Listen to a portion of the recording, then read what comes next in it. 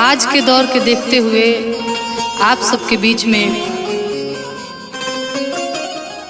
एगो बहुत ही प्यारा गीत लेके आइल बानी। जौना गाना के लेखक बानी छोट भाई विद्यासागर भैया। आप सब ऐसनो गाना के आनंद ली और अपन प्यार आशीर्वाद दी, और गाना के शब्द अगर समझ में आवे तो गाना आगे शेयर भी करी। पहिला दिन पहुना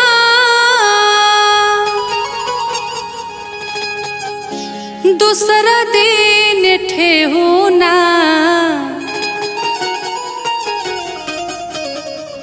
पहिला दिन पहुना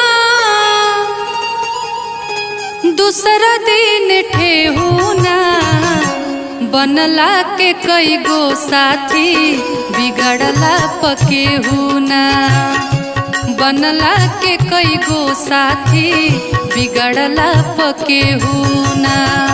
पहिला दिन पहुना दूसरा दिन ठेहुना, पहिला दिन पहुना दूसरा दिन ठेहुना, बनला के कई गो साथी बिगड़ला के केहुना, बनला के कई गो साथी बिगड़ला के केहुना।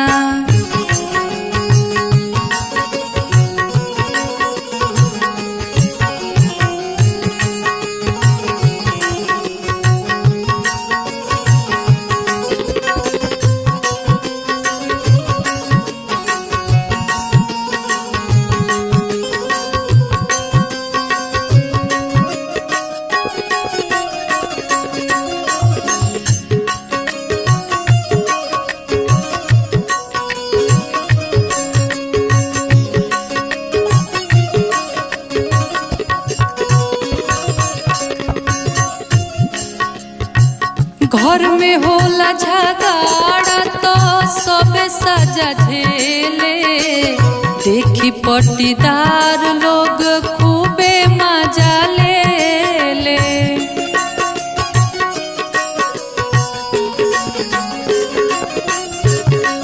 घर में होला झगड़ा तो सबे सजा झेले, देखी पट्टीदार लोग खूबे मजा ले।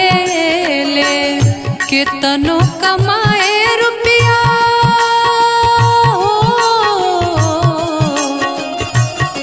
केतनो कमाए रुपया एको पैसा देहू ना, केतनो कमाए रुपया एको पैसा देहू ना, बनला के 10 गो साथी बिगड़ला के केहू ना, बनला के कई गो साथी बिगड़ला पकेहुना।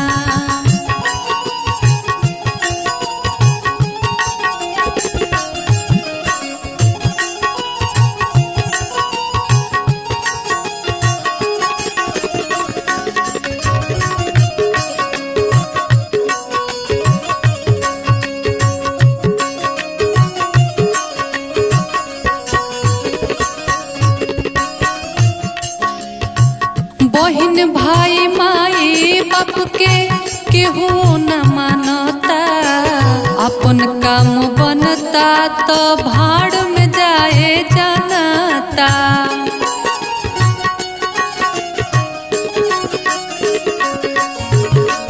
बहिन भाई माई बाप के केहू न मानता, अपना काम बनता तो भाड़ में जाए जनता। खैला बिना मुँहे हो, खैला बिना मुँहे घर में रहे चावल गेहूँ ना, बनला के कई गो साथी बिगड़ला पकेहुना, बनला कई गो साथी बिगड़ला पकेहुना। पहिला दिन पहुना पहिला दिन पहुना दूसरा दिन ठेहुना, बनला के कई गो साथी बिगड़ला के केहू ना। बनला के कई गो साथी बिगड़ला के केहू ना। बनला के